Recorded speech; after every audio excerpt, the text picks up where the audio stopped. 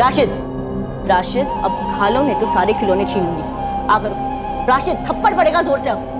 क्या हुआ फरजाना, फूल सी जान से थप्पड़ की बात कर रही हो? तो आप ही खिला लीजिए ना इसे, प्यार से लीजिए। अरे क्या हो गया, इतनी छोटी छोटी बातों का इतना बड़ा बखेड़ा बना रही हो तुम? छोटी बातें? घर का सारा काम ऐसे का ऐसे पड़ा हुआ है, अब तक आपका खाना तक नहीं बनाया मैंने। तो बाहर से खा लूंगा, कुछ मंगवा लूंगा। तुम दिमाग खाना बंद करो। क्यों ना खाओ दिमाग? एक छोटा सा काम कहा था आपसे कि उस कौसर की जगह किसी और को ले आइए काम करने के लिए, क्या किया आपने? कुछ नहीं। अरे तो कोई आसमान से थोड़ी टपकेगी तुम्हारे लिए, कोशिश कर रहा हूँ ना। नहीं कर रहे हो।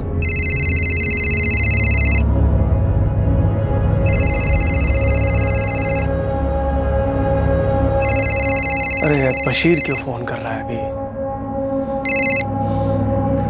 हाँ बशीर बोलो। अशफाक भाई कौसर कहाँ है? बात करो आप उससे मेरी। दिमाग सठिया गया क्या बशीर? मुझे इस तरह के भद्दे मजाक बिल्कुल पसंद नहीं है। क्या मजाक? मैं परेशान हूँ। कौसर कहाँ है? आप ही ने तो कहा था कि खुद उसे यहाँ लेकर रियाजपुर आने वाले हैं। अबे भांग वांग तो नहीं पी रखी है तूने? 3 जून को मैंने कौसर को यहाँ से बस में बैठाया था।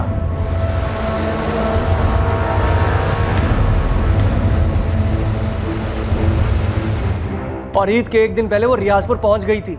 अब आप मजाक कर रहे हैं अशफाक भाई। कौसर यहाँ पहुंची ही नहीं है। आप तो खुद उसे यहाँ लेकर आने वाले थे, फिर उसे अकेले बस में कैसे बैठा दिया आपने? देख बशीर, ये चालाकी किसी और के साथ करना, समझा? तूने खुद मुझे बोला था कि कौसर की टिकट कटा के उसे बस में बैठा दूं, और तू रियाजपुर के बस स्टॉप पर उसे उतार लेगा। चालाकी आप कर रहे हो, खुल्लम खुल्ला झूठ बोल रहे हो। कहाँ है कौसर? कौसर अंसारी, उम्र 12 साल 2 महीने, घर काम करने वाली बाल मजदूर। कहां थी ये लड़की? कौसर 4 जून को रमजान के बाद जोधपुर से रियाजपुर पहुंचने वाली थी अपने घर वालों के साथ ईद मनाने के लिए, पर वो अपने घर पहुंची ही नहीं।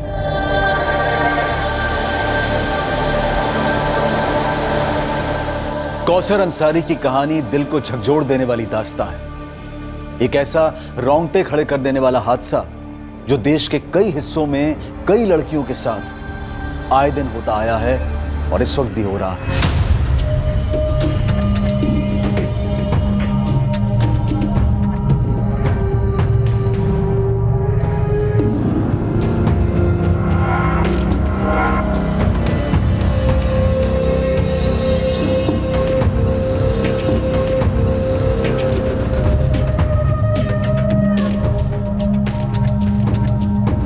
यास्मीन, मैं जोधपुर निकल रहा हूँ। लेकिन क्यों? अशफाक भाई ने कहा था कि वो खुद ही कौसर को छोड़ जाएंगे। वो नहीं आ सकते, कुछ काम निकल आया है उनका, मुझे ही जाना पड़ेगा। सुनो, कुछ पैसे हैं क्या? देखती हूँ। 300 है। ठीक है। अच्छा सुनो। हाँ। कौसर ठीक तो है ना? ईद पर भी नहीं आई। अशफाक भाई ने तो कहा था कि ईद पर उसे भेज देंगे। यास्मीन, मैं अभी निकलता हूँ, वहां पहुंचकर फोन करूंगा।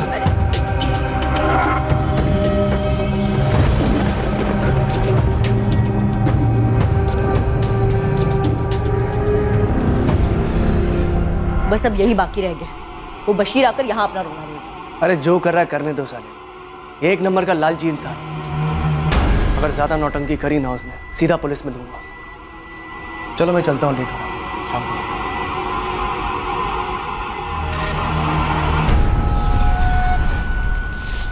अस्सलाम वालेकुम मंजू बहन। वालेकुम अस्सलाम। लतीफ भाई फोन क्यों नहीं उठा रहे हैं? वो राजकोट गए काम से। सब खैरियत है ना?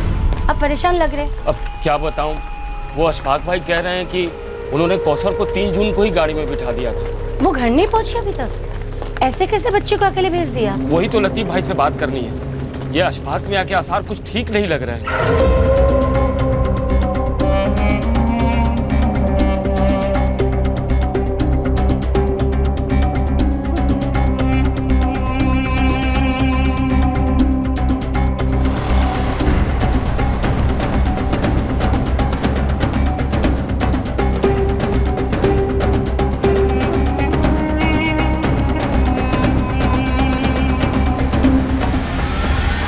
अशफाक भाई, इससे पहले बशीर यहाँ धमक जाए, हम पुलिस को पहले ही बता देते हैं। नहीं नहीं, इसकी कोई जरूरत नहीं है। मैं क्या डरता हूँ उससे? आने दो, उसे साथ लेकर थाने चलते हैं। उसके बाद आमने सामने बैठकर सारा मैटर ही क्लियर कर देंगे। झूठ बोल रहा है ये साहब। हमारी कभी कोई ऐसी बात नहीं हुई कि कौसर को अकेले भेज दो। इन्होंने खुद से कहा था कि कौसर को लेकर हमारे घर रियाजपुर छोड़ देंगे। एक मिनट। चिल्ला क्यों रहे? तो क्या करूं साहब, सिर्फ 12 साल की बच्ची है मेरी। पहले मुझे एक बात समझाओ बच्चे, कौसर को वहाँ रियाजपुर गुजरात से यहाँ जोधपुर इनके यहाँ काम करने तुमने भेजा था? हाँ साहब, 8 महीने पहले भेजा था। क्या करूं साहब, गरीबी, मजबूरी।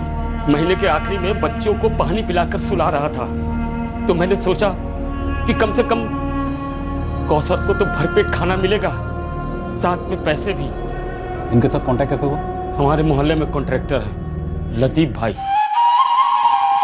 मैं और मेरी बीबी यास्मीन दिहाड़ी मजदूर हैं साहब, खेतों में काम करते हैं। मेरी बेटी कौसर और छोटा बेटा फरीद रियाजपुर के सरकारी स्कूल में पढ़ रहे थे। लतीफ भाई खुद सामने से आए थे, ये कहकर कि कौसर के लिए काम है।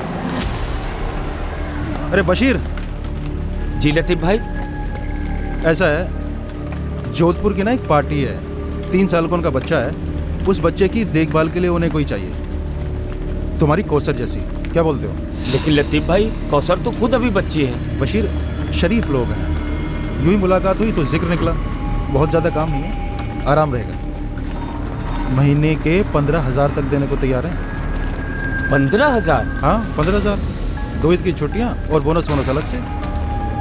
लेकिन लतीफ भाई, कौसर की अम्मी यास्मीन कभी नहीं मानेगी। बशीर, जिंदगी में ऐसे मौके सभी को नहीं मिलते हैं। और फिर देख, यह है क्या? कुछ भी नहीं है। कम से कम तो उस आमदनी से अपने बच्चे फरीद को और अच्छे ढंग से पढ़ा पाएगा, है ना? तुम दोनों अच्छे से खा पी पाओगे, सुकून की जिंदगी गुजारोगे। देख ले, 15,000 रुपये कम नहीं होते हैं, बाकी तुम्हारी मर्जी है।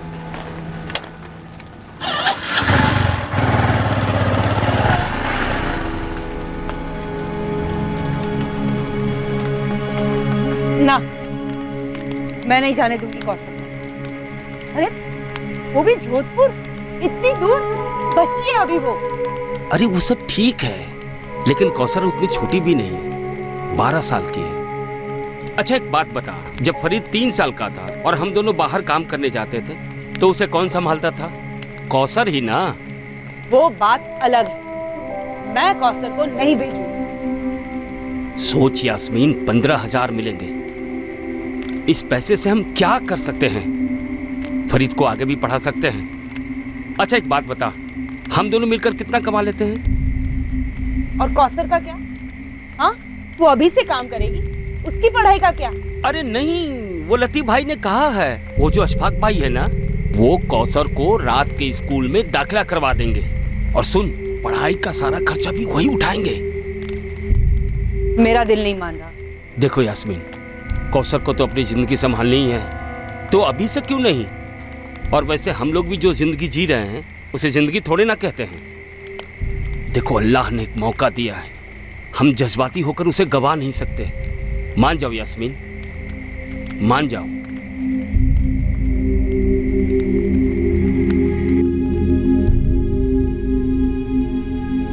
अबू मैं नहीं जाऊंगी। आप आ जाएगी तो मैं भी जाऊंगा। तू चुप कर फरीद, एक उनका 3 साल का बेटा है राशिद, वो भी फरीद जैसा ही है। पर फरीद तो नहीं है ना अबू। वहाँ अच्छे से रहेगी, इससे सबका अच्छा होगा। मुझे दूर भेजकर आपको अच्छा लगेगा? अच्छा इस बात का लगेगा कि जो हम दोनों तुझे कभी नहीं दे सकेंगे वो तुझे वहां मिलेगा। और तुम्हें भी अच्छा लगना चाहिए कि तुम्हारी वजह से तुम्हारे अम्मी अब्बू और छोटे भाई फरीद की जिंदगी बेहतर होगी। देख, अब तू बच्ची नहीं रही, घर की तरफ तेरी जिम्मेदारी है। अगर तू सचमुच हमसे प्यार करती है ना, तो कभी ना नहीं बोलेगी।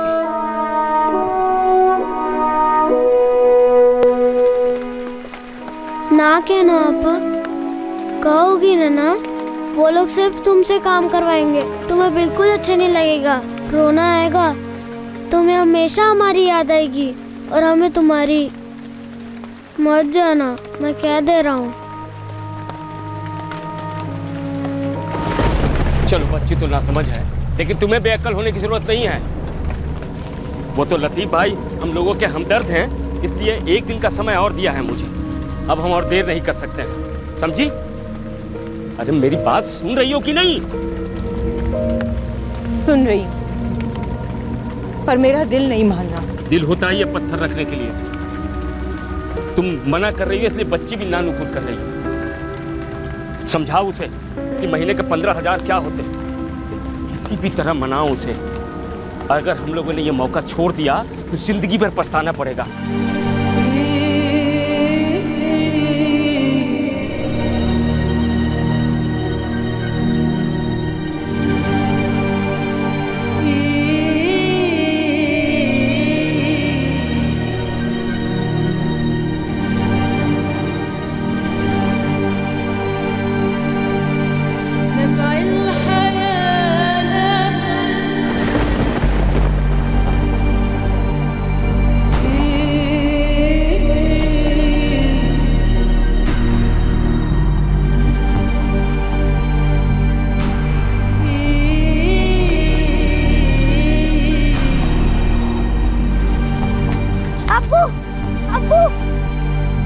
अब्बू, पापा को मत लेके जाओ। देखो फरीद, जाते वक्त तमाशा ना करो। पापा मत जाओ। फरीद, घर जाओ।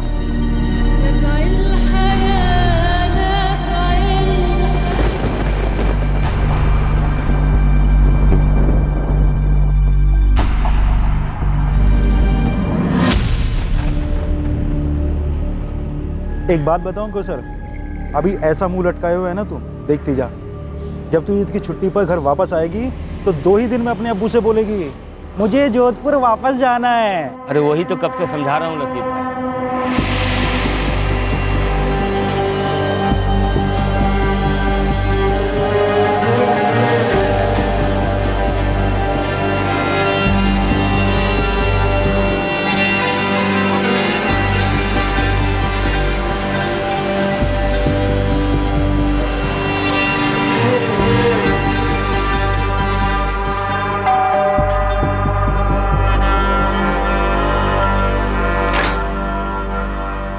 अस्सलाम वालेकुम फरजाना भाई। वालेकुम अस्सलाम लतीफ भाई। अब आइए ना, अंदर आइए। ये लो बशीर भाई, एडवांस है, 2 महीने की तनख्वाह। क्या कहा था मैंने बशीर, शरीफ और दिलदार लोग हैं। राशिद, ये ना कौसर आपा है, इन्हें हेलो बोलो। देखो ये ना तुम्हारे साथ बहुत सारा खेलने आई है, इन्हें हेलो बोलो। हाँ? कौसर, इसे अपने पास तो बुलाओ, वरना ये पास कैसे आएगा तुम्हारे। राशिद, क्या वो कौसर 5वीं में है। हाँ, बताया था लतीफ भाई ने। वो लतीफ भाई ने कहा था कि आप बच्ची को यहाँ स्कूल में डाल देंगे। हाँ बिल्कुल डालेंगे स्कूल में। आपकी बच्ची को किसी भी तरह की कोई दिक्कत नहीं होगी। बशीर, अशफाक भाई कौसर को बिल्कुल अपनी बच्ची की तरह रखेंगे। राशिद की देखभाल तो महज एक बहाना है, समझ लो। एहसानमंद हूँ आपका अशफाक भाई।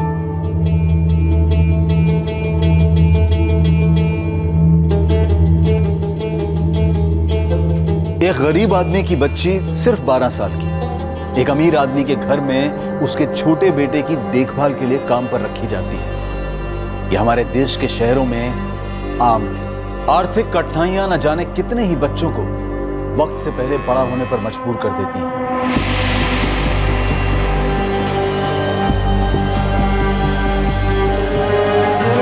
इन्होंने अपने घर में छुपा के रखा उसे, कोई बस में नहीं चढ़ाया। जब से कौसर गई है इनके घर, एक बार भी नहीं भेजा मेरी बच्ची को।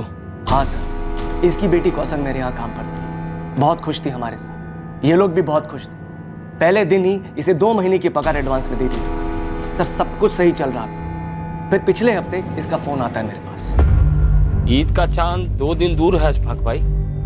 आप लोगों ने तो कहा था कि ईद की छुट्टी मिलेगी हमारी कौसर को। हाँ बशीर मियाँ, मिल जाएगी छुट्टी।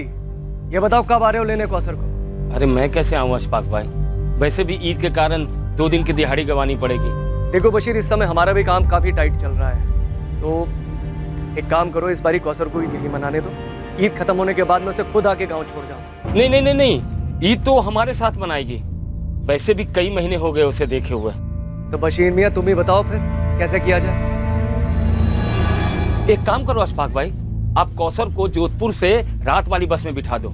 सुबह तक वो रियाजपुर पहुंच जाएगी और मैं बस स्टैंड पर उसे लेने आ जाऊंगा। सर मुझे बिल्कुल भी अच्छा नहीं लगा एक 12 साल की बच्ची को अकेले बस में बैठा, पर कोई चारा नहीं था मेरे पास। कब भेजा? 3 जून की रात। जीजा जी के साथ मैं भी गया था। जल्दी जल्दी। हाँ हाँ हाँ, जाएगा जाएगा। चलिए चलिए।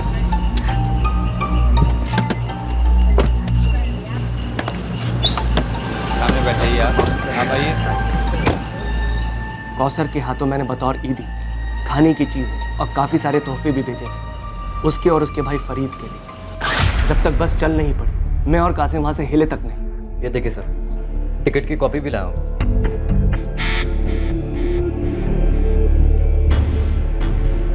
ये फर्जी है साहब। हाँ, ये फर्जी है। हम दोनों झूठ बोल रहे हैं, पूरी दुनिया झूठ बोल रही है, सिर्फ एक तुम राजा हरिश्चंद्र हो। सर, अगली सुबह 4 जून को सुबह चाय पीने से पहले मैंने इसे फोन किया। अस्सलाम वालेकुम अशफाक भाई। कौसर पहुंच गई ना ठीक ठाक? जी, अभी अभी घर पहुंची है। बहुत खुश लग रही है बच्ची। आपने इतने सारे तोहफे भेजे, शुक्रिया अशफाक भाई। अरे शुक्रिया की कोई ज़रूरत नहीं है बशीर। कौसर हमारी भी बच्ची है। एक काम करो, उसे 1 हफ्ता फरीद के साथ रहने दो। उसके बाद या तो तुम उसे यहाँ ले आना या मैं खुद आ जाऊँगा लेने के लिए। सर, 1 हफ्ते के बाद कौसर को यहाँ जोधपुर वापस लौटना था, पर देखिए हुआ क्या। 4 जून को ये आदमी ने मुझे कहा था कि कौसर सही सलामत इसके घर पहुंच गई है। तोहफों के लिए भी शुक्रिया कहा था, और उसके बाद 8 तारीख को फोन करता है और एक नया ड्रामा शुरू करता है कि कौसर कहाँ है। सर, कौसर को बस में बैठाने के बाद अशफाक जीजा जी पूरे रास्ते भर परेशान थे कि कौसर सही सलामत अपने घर पहुंच जाए। बस ये अमीर है तो ये सोचते हैं कि ये जो बोलेंगे आप सच मानेंगे। ये तुम्हारी गलतफहमी है बशीर, और अगर इन लोगों को भी लगता है ऐसा तो इन लोगों की भी। तो फिर मेरी बात का भरोसा कीजिए साहब। मेरी बेटी गायब हुई है। पिछले 1 महीने से हर दूसरे दिन फोन कर रहा था इनको। देखिए अशफाक भाई, ये बड़ी ज्यादती है। हम चाहते हैं कि कौसर घर आए, वो भी चाहती है कि हमारे पास आए, लेकिन आप लोग उसे छुट्टी नहीं दे रहे। अरे रमजान और ईद के समय इतने काम होते हैं यहाँ पर, कैसे दे दे उसे छुट्टी? अब ईद के बाद ही कुछ हो सकता है। और अशफाक, इसके अब्बू को बता दो काम करने के लिए लाए इसे, जो ये ठीक से कर नहीं रही है। मेरी शक्ल क्या देख रही हो? कौसर, उसे खाना खिलाओ। क्या हो गया है तुम्हें? राशिद, चुपचाप खाना खाओ, खाना खिलाओ इसे। मेरी बात ही नहीं सुन रहे थे। फिर मैंने 2 जून को फोन किया तो एकदम से मेरे ऊपर ही गरज पड़े। मैंने बोला ही नहीं कि कौसर को अकेले भेज दो। ये क्या कर रहे हैं आप? आप ही ने तो कहा था कि 1 जून को लेकर उसे खुद रियाजपुर आ रहे हैं। आज 2 जून हो गई, कहाँ है मेरी कौसर? तू तो ऐसे बात कर रहा है जैसे मैं तेरी बेटी को चबा कर निकल गया हूँ। ऐसी भद्दी बातें ना करें आप। मैं कल अपनी बेटी को लेने जोधपुर आ रहा हूँ। उसकी कोई जरूरत नहीं है। मैं आज रात को रियाजपुर के लिए रवाना हो रहा हूँ। कल सुबह कौसर तेरे घर पे होगी, और उसके बाद कौसर कभी भी हमारे घर में कदम नहीं रखेगी। लेने के देने पड़ गए हैं। 2 तारीख गई, 3, 4, 5, 6, 7, 8 जून तक रोज मैं दिन में 2-4 बार फोन करता रहा इन्हें कि कब लेके आ रहे हैं कौसर को घर, पर ये हर बार कुछ न कुछ बहाना बना देते हैं। सर, एक 12 साल की लड़की को अपने पास रखकर मैं क्या करता? मैं और फरजाना कौसर को बेटी जैसा प्यार करते थे, मगर इस झूठे मक्कार की बातें सुन के अब मुझे उसके लिए डर लगने लगा है। सर देखो बशीर, ये टिकट असली है। होगा साहब, पर ये लोग नकली हैं। जब मैंने अपनी बच्ची को इनके हवाले किया था तो खुद आया था इनके दरवाजे तक छोड़ने, तो इन्हें भी ऐसा करना चाहिए था ना, लेकिन नहीं, बैठा दिया बच्ची को बस में रात में। अरे कौन बैठाता है ऐसे? एक तो 12 साल की, ऊपर से बच्ची। सर, एक बात तो तय है, 3 जून के पहले के बशीर और 4 जून के बाद के बशीर में जमीन आसमान का फर्क है। सर, मैं आपको बता रहा हूं, 4 जून को कुछ ना कुछ गड़बड़ जरूर हुई। गड़बड़ तो शुरुआत से तुम थे, बस मैं नहीं समझ पाया। ये कहते हैं कि 4 जून की सुबह चाय के पहले मुझे फोन किया था कि कौसर घर पहुंची या नहीं। ऐसा तो हुआ ही नहीं था साहब। अशफाक भाई, हद है। मैं यहाँ सुबह से इंतजार कर रहा हूँ। कौसर की अम्मी और भाई देखने को तरस गए हैं उसको, और एक आप है जो उसको लेकर आ ही नहीं रहे यहाँ। सर, इसका एक और शब्द मत सुनिए। अपनी बेटी के नाम पर गेम खेल रहा है ये। साहब, अब तो मुझे पक्का लग रहा है कि इन्होंने मेरी बेटी के साथ कुछ कर दिया।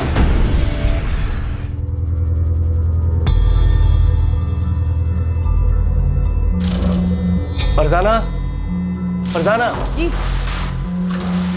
ये कौसर अपना सामान कहाँ रखती थी? जी यहाँ।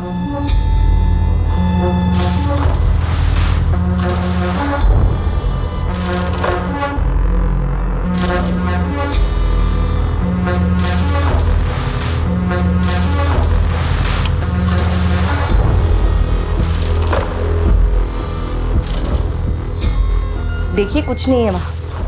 2 जोड़ी कपड़े में आई थी वो लड़की, और जाते वक्त सारा बैग कपड़ों से भरकर लेकर गई है। सारे कपड़े मैंने खरीद के दिए थे उसे, पैकिंग में भी मैंने हेल्प की थी।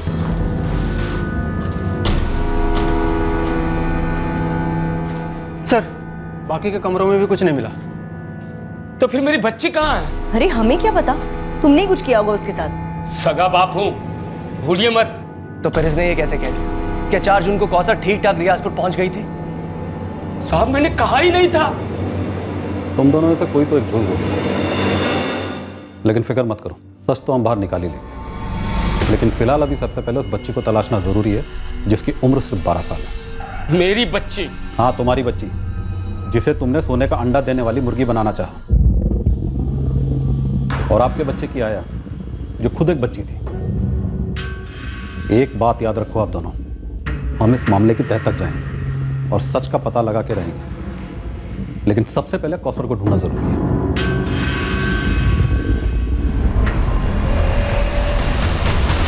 सच्चा कौन था और झूठा कौन था, इसका खुलासा बहुत जल्द होने जा रहा था। और सच सामने होने के बावजूद सवाल यही था कि कौसर कहां थी। क्या 3 जून की रात को अकेले बस में बैठने के बाद कौसर ने घर जाने का इरादा बदल दिया था,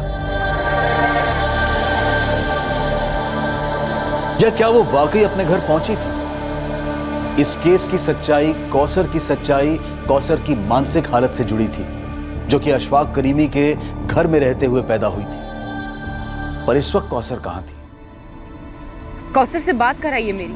हाँ करवाता हूँ, लेकिन अभी नहीं। अभी यहाँ कुछ चल रहा है। कुछ चल रहा है मतलब? सब ठीक तो है ना? कौसर है ना वहीं? आप मेरी उससे बात क्यों नहीं करवाते? सुनो, अभी फोन रखता हूँ, बाद में करूंगा।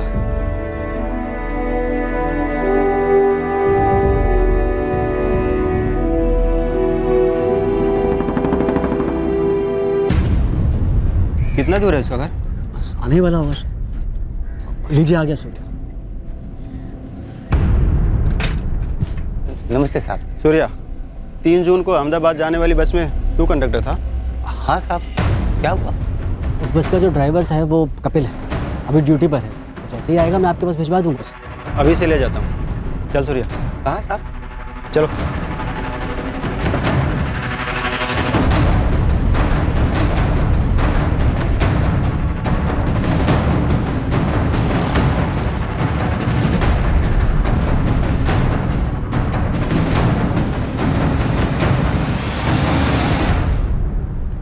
अशोक भाई, रियाजपुर से लतीफ भाई आए। चलो शुक्र है, अब यही सच बता देंगे पुलिस को।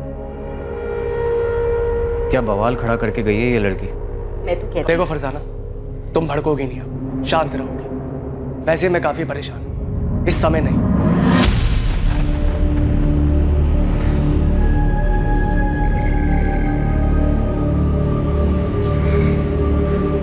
लतीफ भाई। हाँ, क्या लतीफ भाई, आप तो मेरा फोन ही नहीं उठा रहे हैं। खुद आ गया हूं ना। वो कौसर के बारे में सुना आपने? क्या हुआ? वो अशफाक भाई, क्या सोचा था क्या निकले। इतना बड़ा झूठा आदमी देखा नहीं मैंने। कौसर घर पहुंची ही नहीं और वो क्या क्या कहानियां बना रहे हैं। ऐसा कैसे बशीर? कौसर तो 4 तारीख को पहुंच गई थी ना। अशफाक भाई बोल रहे थे कि आप मेरी बात मानोगे या उस झूठे की?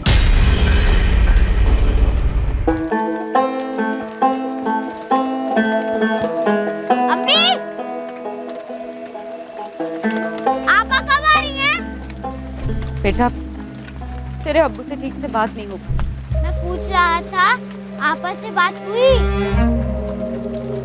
मैं भी तो वही कह रही हूँ कि नहीं हुई। वो ईद पर भी घर नहीं आए। अब्बू ने कहा था उसे लेकर आएंगे घर।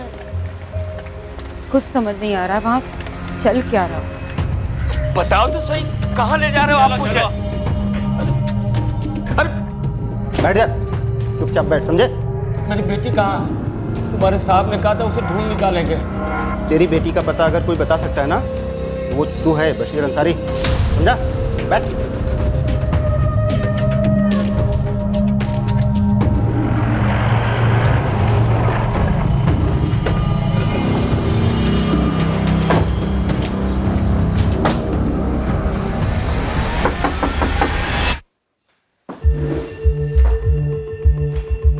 देख बशीर, बात को घुमा मत। अगर मेरा दिमाग घूम गया ना 2 मिनट में सीधा कर दूंगा। शांति से बता दो कहाँ है कौशल। ये कैसा गंदा मजाक है साहब? क्या किया तुम लोगों ने कौसर के साथ? कौसर अप्पा को अब्बू लेने गए हैं। आपा जोधपुर में है। ना, वो जोधपुर से यहाँ रियाजपुर आई थी 4 जून की सुबह। ये आप क्या कह रहे हैं साहब? ये भोली बनने का नाटक किसी और के सामने करना। पता कौसर कहाँ है? ये डरे हुए होने का नाटक हम पर कोई असर नहीं करता, उल्टा और गुस्सा बढ़ाता। समझ गया। अशफाक भाई ने सबको लपेटे में ले लिया, सब बिक चुके। सबको झूठा बोलता है, तेरा झूठ पकड़ा गया। हाँ ये थी बस में, कौसर नाम है इसका। अच्छा, नाम भी याद रखता है? अरे नहीं साहब, वो अकेली सफर करी थी ना बस में, और इसे जो बिठाने आया था बड़ी फिक्र थी उसे। बार बार मुझसे कह रहा था कि कौसर का ख्याल रखो। हाँ यही थे। दोनों थे? हाँ, बड़ा अच्छा आदमी था, बड़ी फिक्र थी इसे। रियाजपुर बस स्टैंड में उतार दीजिएगा। हाँ फिक्र मत कीजिए, मैं ख्याल रखूंगा बच्ची का। और हाँ, ये लो, रास्ते में कुछ खा, किसी अच्छी जगह रुकिए। हाँ बेफिक्र, हम अच्छी जगह ही गाड़ी रोकते हैं। मैं अच्छी तरह से बच्ची को रियाजपुर में उतार दूँ। चले बेटा।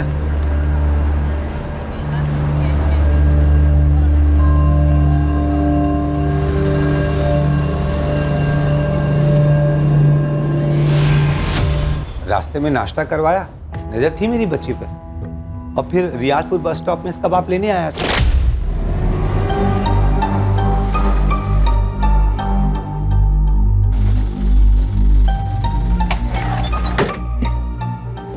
अब्बू, अरे चलो कौसर बाय, एडवांस में मुबारक। हाँ कपिल, बड़ा गाड़ी। ड्राइवर कपिल से भी पूछ लीजिए, वो भी यही बताएगा। वैसे हुआ क्या है साहब? हाँ कौशल नाम है। अपने कंडक्टर सूर्या और मैंने इसे रियाजपुर में उतार दिया था। बाप आया था लेने। कुछ हो गया क्या सब बच्ची को? अच्छा, वो बस कंडक्टर और ड्राइवर भी झूठ बोल रहे? सब बिके हुए। अच्छा, और वो तेरा लतीफ भाई? क्या क्या बोला लतीफ भाई? साहब सारे जोधपुर में मैंने कई सारी बच्चों को काम पर लगाया है। आप किसी से भी पूछ सकते हैं। मैंने तुमसे तुम्हारा बायोडाटा नहीं पूछा लतीफ अब्बासी। मैंने सिर्फ इतना पूछा है, बशीर और अशफाक के बीच झूठ कौन बोला? साहब मैं वही बताऊंगा जितना मालूम है मुझे। जल्दी बोल। 3 जून को फोन आया था मुझे अशफाक भाई का। देख लतीफ, इस बशीर को मैं तेरे जरिए मिला था, इसलिए तुझे बता रहा हूँ। ये आदमी मुझे कुछ ठीक नहीं लगता। कौसर को रियाजपुर अकेले भेजने के लिए इसने मुझे मजबूर किया है। अभी भी बस में बैठा कर आ रहा हूँ उसे, और इसने मुझसे वादा किया कि रियाजपुर बस स्टैंड पर उसे उतार लेंगे। लेकिन मेरा मन तो नहीं मान रहा था, लेकिन मैं क्या करता, बाप तो वो है ना, उसकी मर्जी। मैं 4 तारीख की सुबह ही काम से निकल गया था अपने गांव से। मैंने खुद जाकर नहीं देखा बच्ची पहुंची या नहीं। अगर अशफाक भाई बोल रहे हैं कि उन्होंने बच्ची को बस में बैठा दिया था तो बैठा दिया होगा, वो झूठ नहीं बोले। मतलब बशीर झूठ बोल रहा है? पता नहीं साहब, लेकिन हाँ ये बशीर बातें थोड़ा मिर्च मसाला लगा कर कहता है। सच बताता हूँ साहब, बच्ची शुरू में जाने को राजी नहीं थी और ना ही उसकी अम्मी राजी थी, मगर बशीर जबरदस्ती कौसर को भेजना चाहता था। और साहब ये तो पार्टी से 15 की जगह 20 चाहता था। मैंने बोला अच्छे लोग हैं, ज्यादा मुंह मत फाड़, मुझसे नहीं हो पाएगा ये सब। अच्छा, ये कौसर खुश थी अशफाक करीमी के परिवार से? पूरे 8 महीने थी वो उनके घर पर। खुश नहीं होती तो रहती नहीं वहां साहब। मुझे तो ये समझ में नहीं आ रहा है कि ये बशीर ऐसे क्यों पेश आ रहा है। अब ये ड्रामा बंद कर, चल बता कहाँ छुपा है कौसर को, क्या क्या उसके साथ?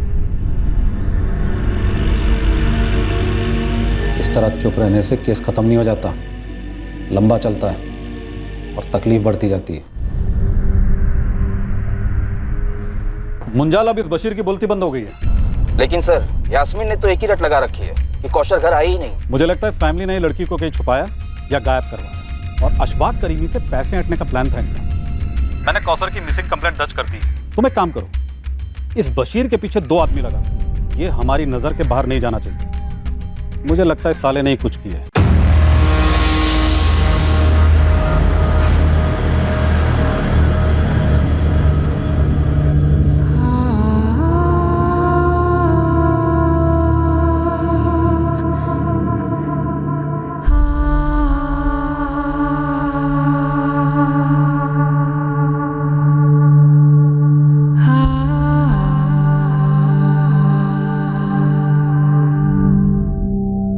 सर मुझे लगता है इस बशीर ने कौसर को कहीं और काम पे लगा दिया होगा। लेकिन तुम तो अच्छे पैसे दे रहे थे। सर अच्छे पैसे भी एक हद तक ही अच्छे लगते हैं, उसके बाद और ज्यादा पैसे चाहिए होते। लालच का समंदर बहुत गहरा होता है सर। तुम्हें क्या लगता है ये बशीर बच्ची को बेच सकता है एक साथ बड़ी रकम के लिए? सर मैं वहाँ तक तो नहीं सोचूंगा, पर इंसान को कोई भरोसा नहीं। पर सर बात यह है कि बच्ची बहुत प्यारी थी, हमारे साथ बहुत घुल मिल गई। और ये बशीर मुझे पहले दिन से कुछ ठीक नहीं लगा था, पर हमारे को बेटी से मतलब था, इसलिए हमने माइंड नहीं किया। हमें भी लगता है कि कौसर के गायब होने में बशीर शामिल है। हमारी तरफ से कोई कसर नहीं छूटेगी। हमने रियाजपुर पुलिस को बोल दिया बशीर पर कड़ी नजर रखी।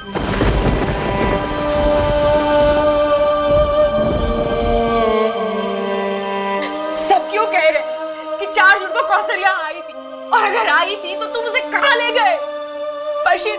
बशीर मेरी कौसर कहाँ है? क्या किया तुमने उसके साथ?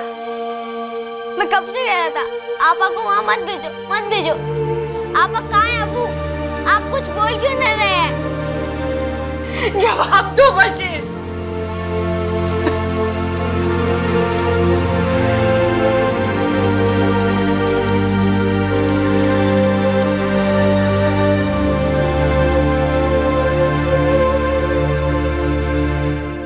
बस का कंडक्टर, बस का ड्राइवर, सब ने अशफाक और उसके साले कासिम को 3 जून की रात को कौसर को बस में बिठाते हुए देखा था।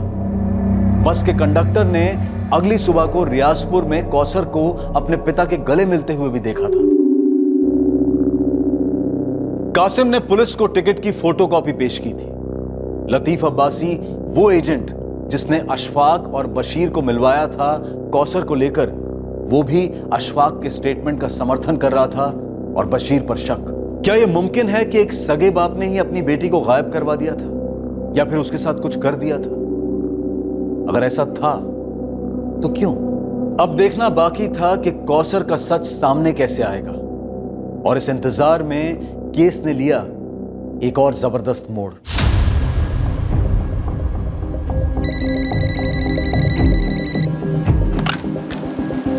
हेलो, हाँ मौलवी साहब बताइए। कल्पना जी, यहाँ रियाजपुर का एक मसला है जिसका ताल्लुक आपके जोधपुर से। बताइए क्या मसला है?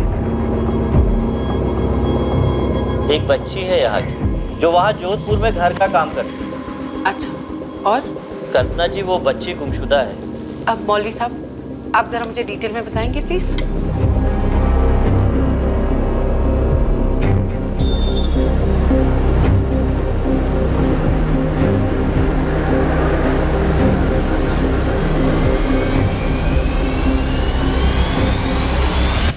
अरे कल्पना जी, पहले आप बैठिए तो सही। मुझे बैठना नहीं है त्रिवेदी जी, मुझे सिर्फ ये जानना है कि माइनर कौसर अंसारी के मिसिंग केस का स्टेटस क्या है। स्टेटस क्या होगा कल्पना? हमने कौसर की तस्वीर हर जगह भेजी थी, गुमशुदा हुई थी और रियाजपुर में। हमने वहाँ के थाने में भी इंफॉर्मेशन दे दी थी। और रियाजपुर पुलिस आपके कहने पर उस बशीर को हर दूसरे दिन पुलिस स्टेशन बुलाकर हैरेस कर रही है। तो आप ये बताइए कल्पना जी, हम क्या करें? कौसर के फादर बशीर का ये कहना है कि अशफाक और उसकी फैमिली झूठ बोल रही है, जबकि सारे सबूत ये कहते हैं कि कौसर रियाजपुर पहुंची थी और गवाह हैं जिन्होंने बशीर को रियाजपुर बस स्टैंड में देखा था कौसर को रिसीव करते हुए। अब आप ये कह रहे हैं कि बशीर की पत्नी यास्मीन ने आप लोगों के पास शिकायत की, तो सबसे पहले जाकर आप यास्मीन से कहिए कि वो अपने पति बशीर से पूछे कि कौसर कहाँ है, क्योंकि बशीर ही वो अकेला आदमी जो ये बता सकता है कि कौसर कहाँ गायब है, लेकिन वो कुछ बोल नहीं रहा। मैडम जी, मैं पूरे यकीन के साथ कह रही हूँ, मेरे शौहर झूठ नहीं बोल सकते, चाहे वो कितने भी सदमे में क्यों ना हो।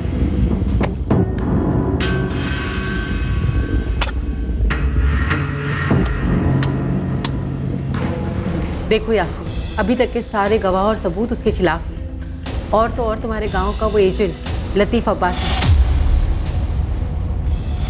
उसने कहा है कि अशफाक ने बच्ची को बस में बिठाया और उसे तुरंत फोन किया। मैडम जी, मुझे नहीं मालूम किसने क्या कहा, मुझे बस मेरी बच्ची चाहिए। मुझे उसे जाने ही नहीं देना चाहिए था। मैडम जी, आपके हाथ जोड़ती हूँ, कुछ कीजिए उसे ढूंढने के लिए। ठीक है, मैं समझ गई। देखो, मैं कोई वादा तो नहीं कर सकती, लेकिन कुछ बड़े अफसरों को पहचानती हूँ। देखो क्या हो सकता है।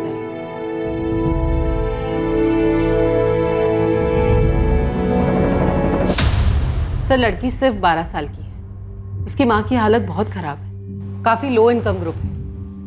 अगर इस लड़की का फादर इस केस में इन्वॉल्व भी है, फिर भी हमें लड़की को तो ढूंढना ही होगा ना। और इंस्पेक्टर त्रिवेदी, उन्होंने तो बस बशीर के पीछे एक आदमी लगा दिया और बैठे हैं हाथ पे हाथ धरे हुए, और पता चला कि वहां लड़की ट्रैफिक हो गई। ओके, मुझे हैंडल करने दो।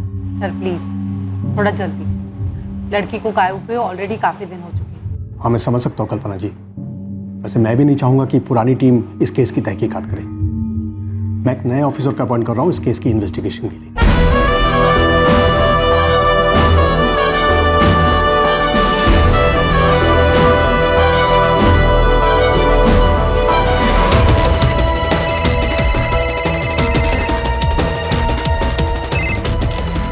Good morning sir. 12 साल की माइनर लड़की है राजपूत। ऑलरेडी काफी टाइम निकल चुका है। अभी लग जाता हूँ सर। इस केस को टॉप प्रायोरिटी दो। समझ गया सर। जय सर। कल्पना, ताज्जुब की बात यह है कि बच्ची अभी तक घर नहीं पहुंची, और बच्ची कहाँ है किसी को कुछ पता ही नहीं। जी हाँ सर, इस बच्ची कौसर की माँ भी बहुत परेशान है। इस कौसर के पिता बशीर इस केस में मुख्य संदिग्ध है। ये तो आपको दोनों लोकल थानों से पता करना होगा कि अगर बशीर ने कौसर को गायब किया है तो उन लोगों ने बशीर के खिलाफ क्या कार्रवाई की है। भैरवी, अशफाक को यहाँ बुलाओ। Okay sir.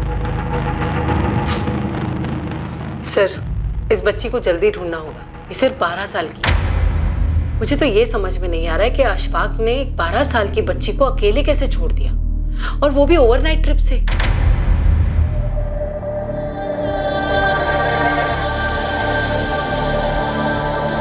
मैम, आप 10 बार मुझे बुलाएंगे ना, मैं 11 बार आपके पास आऊंगा। मेरे लिए उस बच्ची का मिलना बहुत जरूरी है। मैं आपसे सिर्फ इतना कह रहा हूँ कि इस वक्त कौसर के बाप बशीर को लॉकअप में होना चाहिए, क्योंकि उसी ने कुछ किया है। मैम, उसे तो हम आड़े हाथों लेंगे ही। आप यहाँ आ जाइए, हमें आपसे ही बात करनी है। जी।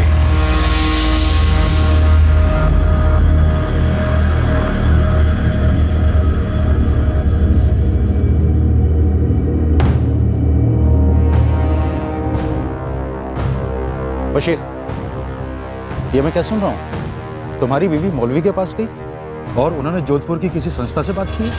पुरानी पुलिस टीम को हटाकर अब ये केस क्राइम ब्रांच को सौंप दिया गया। ये मसला उठाकर बशीर तुमने खुद अपने पैरों के ऊपर कुल्हाड़ी मारी। भुगतो अब। मंजाल, इससे पहले कि बशीर कहीं फरार होने की कोशिश करे, अपने आदमी भेजकर उठवाओ उसे। एक अरसे से हमारे आदमी ऑलरेडी उसे ट्रैक कर रहे हैं। वो तो फरार होने से रहा सर। भैरवी, मैंने बशीर को बहुत तोड़ा अपनी कस्टडी में, लेकिन उसने अपना मुंह नहीं खोला। बंदा ढीठ निकला। मैंने उसे जाने दिया और रियासपुर थाने को इन्फॉर्म कर दिया, क्योंकि वहां की पुलिस टीम इस बशीर पर कड़ी नजर रख सकती थी और यह भी पता लगा सकती थी कि कौसर को उसने कहां रखा। यह भी मुमकिन है कि शायद उसने कौसर को कहीं और काम पे लगा दिया या फिर बेच दिया। एक बात और जो हमें पता चली वो ये कि कौसर की मां यासीन नहीं चाहती थी कि कौसर अशफाक के घर काम पे जाए। मैं कौसर को नहीं भेजूंगी। और बच्ची खुद भी वहां जाना नहीं चाहती थी। फिर भी सर, राजपूत सर और मुझे, हम दोनों को यही लग रहा है कि आपको थोड़ी और कोशिश करनी चाहिए थी ये पता लगाने की कहीं बशीर ने खुद अपनी बेटी कौसर को कहीं बेच तो नहीं दिया होगा और इधर अशफाक से भी पैसे हटने की कोशिश कर रहा हूँ। हाँ, ये मुमकिन है। मुझे तो ये भी लगता है कि बशीर की बीवी यास्मीन हम लोग से कुछ छुपा रही है। एनीवे, मुझे उम्मीद है कि आप लोग जल्द से जल्द कौसर को ढूंढ निकालें। लतीफ भाई, अगर आपको लगता है इन सब में मैं शामिल हूँ तो आपको इतनी फिक्र क्यों हो रही है? मुझे फख्र और खुशी है कि मेरी बीवी ने यह मसला उठाया और आगे तक ले जा रहा है। गरीब ही तो क्या हो, बच्चा तो बच्चा होता है, सबसे कीमती।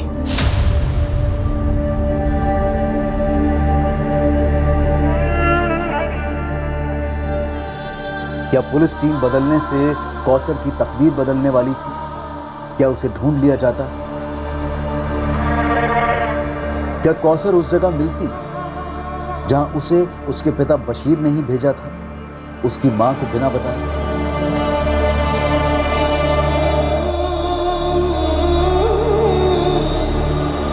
यह कोई पहली बार नहीं था कि गरीब बाप ने अपनी बच्ची को जोखिम में डाल दिया था। अपने घर से दूर उसे किसी और के घर में काम पर लगाकर मालिकों से पैसा ऐंठने की कोशिश की थी। और साथ ही यह भी कोई पहली बार नहीं हो रहा था कि अमीर परिवार के लोगों ने अपने घर पर काम के लिए रखे गए एक बाल मजदूर के बारे में पुलिस को झूठ बोला हो, उन्हें गुमराह करने की कोशिश की हो। पहली इन्वेस्टिगेशन टीम के पास इस बात के ठोस सबूत थे कि कौसर रियाजपुर पहुंची थी। अब सवाल यह उठ रहा था कि क्या उस टिकट की फोटोकॉपी और बस कर्मचारियों के बयान में खोट हो सकती है। हो सकता है कि कंडक्टर और ड्राइवर ने ठीक से ध्यान न रखा हो और बच्ची रियाजपुर की जगह किसी और ही स्टॉप पर उतर गई हो, कहीं और ही पहुंच गई हो, या फिर उसे कहीं और पहुंचा दिया गया। इस केस में एक बात काफी स्पष्ट थी कि कौसर के साथ कुछ गलत हुआ था। ये 12 साल की बच्ची कहां थी और किस हाल में थी, ये एक बड़ा परेशान करने वाला सवाल था।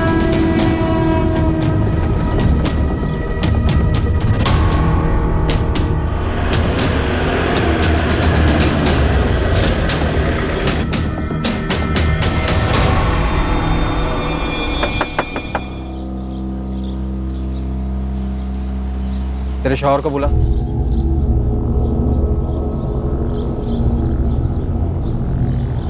तेरे लिए जोधपुर क्राइम ब्रांच आई है।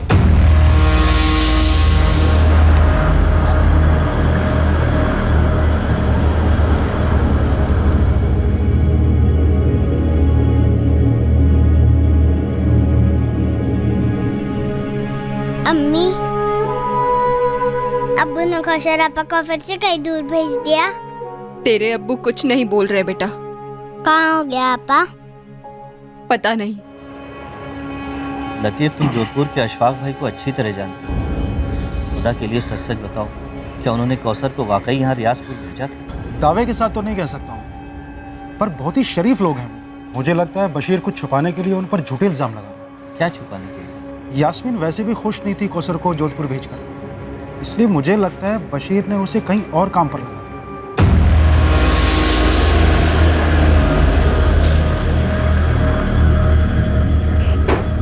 मैंने बशीर से साफ साफ कहा था कि कौसर को अकेले भेजना सेफ नहीं है। फिर भी आपने उसे भेजा? सर जिद पर अड़ा था। मैंने उसे ये तक कहा कि ईद के 2-4 दिन के बाद या तो मैं या तो कासिम खुद आकर कौसर को रियाजपुर छोड़ जाएंगे। अब पूछ लीजिए कासिम से।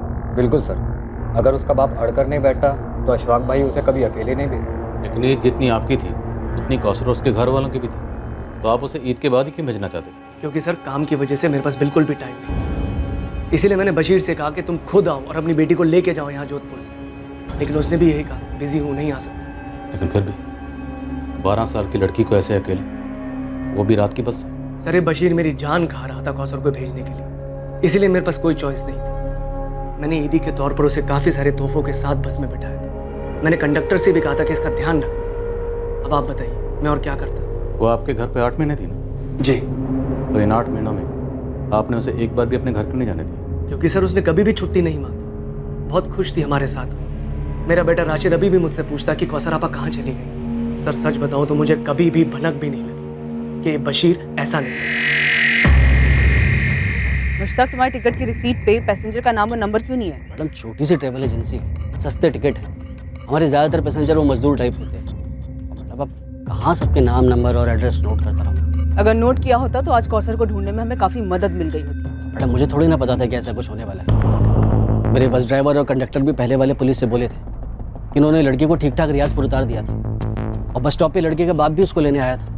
मैडम इससे ज़्यादा हम क्या कर सकते हैं? साहब 2 दिन में ईद थी, अगर वो रियाजपुर में थी तो किसी ना किसी ने तो पक्का देखा होगा उसे। अगर वो रियाजपुर उतरी थी तो हो सकता है रियाजपुर बस स्टैंड से उसका पिता बशीर उसे अपने साथ कहीं लेकर गया, टैक्सी से, रिक्शा से या फिर पैदल। अब्बू, अरे चलो का सर, बाय। अम्मी और फरीद कैसे हैं अब्बू? तुमसे मिलने के लिए इंतजार कर रहे हैं। जल्दी घर चलते हैं, मैं फरीद के लिए बहुत सारी अच्छी अच्छी चीजें लाई हूँ। तुमने हम लोगों के लिए बहुत कुछ किया है बेटा। अब्बू जल्दी घर चलते हैं ना। अरे पहले कहीं और चलना है, फिर घर। कहाँ अब्बू? चलो तो सही, आओ। कहाँ? आओ ना।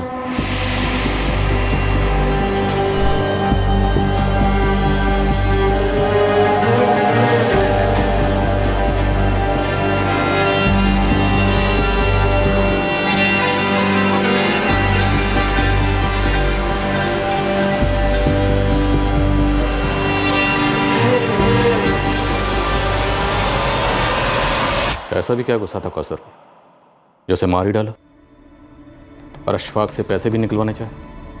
कहाँ दफना है? मुझे नहीं पता सर, मुझे नहीं पता। मुझे उस पर किस बात का गुस्सा था, लेकिन एक बात सच है, सच हो सकती है। क्या? जब वो जोधपुर वाले साहब मेरी पिटाई कर रहे थे। बोल, क्या किया तूने कौसर के साथ? बोल साले बोल। तब मुझे एहसास हुआ कि मेरी बेटी कौसर को मार डाला गया। ये अशफाक कातिल है मेरी बेटी का साहब। मार डाला मेरी पुंसी बच्ची को। इसलिए तो अशफाक से पैसे मांग रहा है बतौर मुआवजा। इस कौसर को काम पर रखकर ना बहुत बड़ी गलती कर दी है सर। सर आप इस बशीर को आड़े हाथों लीजिए, बहुत बड़ा गेम खेल रहा है। कैसा गेम? सर ये जब भी जोधपुर आता है इस केस के सिलसिले में मुझे फोन करता है। अशफाक भाई, केस लंबा चलेगा तो तकलीफ आपको होगी। कहना क्या चाहता है बशीर? आप मुझे मुआवजा दे दो 15 लाख, केस वापस ले लूंगा और कौसर को भी भुला दूंगा। कलीस बेगैरत आदमी अपनी बेटी का सौदा कर रहा है तुम मुझसे? सर इस आदमी का मकसद सिर्फ पैसे हटना है। मैंने इंस्पेक्टर त्रिवेदी से भी यही कहा था, जैसा भी हो कौसर के बारे में पता लगाइए। क्या पता इस बशीर ने उसे पहले ही मार दिया हो। तो फिर लाश कहाँ है? बताइए ना, कहाँ है लाश? 10 दिन हो गए मेरी बच्ची को गायब हुए। किसी को तो मिलती। तू बता दे। क्या बताऊं सर, गरीब आदमी, इसलिए मेरी जबान की कोई कीमत नहीं है। पर अशफाक भाई मुझ पर वाहियात इल्जाम लगाएंगे, आप इसे सच मानेंगे? तेरी बात भी सच मानेंगे, लेकिन सच बोल के तो देख। क्या बताऊं और क्या देखूं साहब? 4 पैसे घर में आएंगे, यही समझकर मैंने अपनी बच्ची को भेजा लतीफ के भरोसे।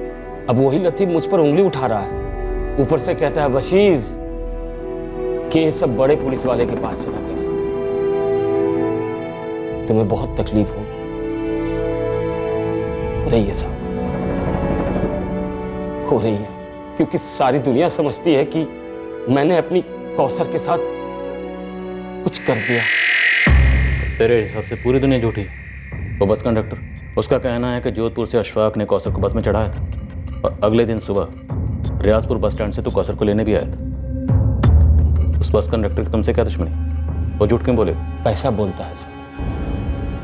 अब मुझे देखिए, 4 पैसे के लालच में मैंने उन लोगों पर भरोसा किया, सौंप दिया अपनी बच्ची को उनको, और देखिए क्या हालत की उन्होंने उसकी। तेरी बेटी तो 8 महीने से घर आई है, तो तुझे उसके हाल का कैसे पता? वो लोग उसे नहीं आने देते थे, लेकिन मैं तो मिलने आया था। तू कब आया था उससे? अप्रैल में।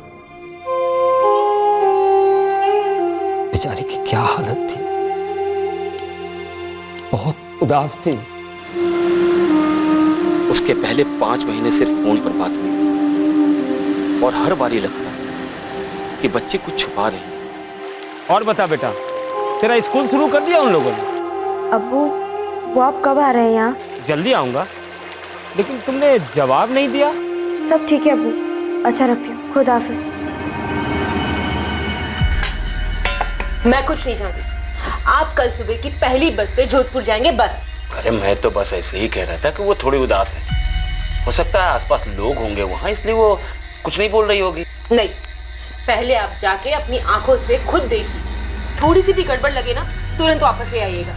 अरे यहाँ जो भी है, जैसा भी है, सब सही है। हाँ अब्बू, पापा को वापस लाने के बाद उसे कहीं मत भेजना। फरीद, तू बीच में ना बोल, खाना खा।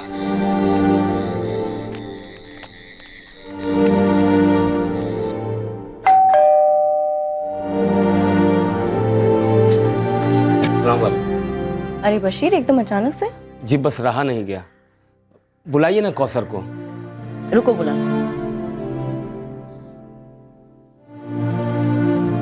इंग्लिश स्कूल है, सब समझ में तो आता है। अरे कितना समझाया इसे, पर ये स्कूल जाना ही नहीं चाहती।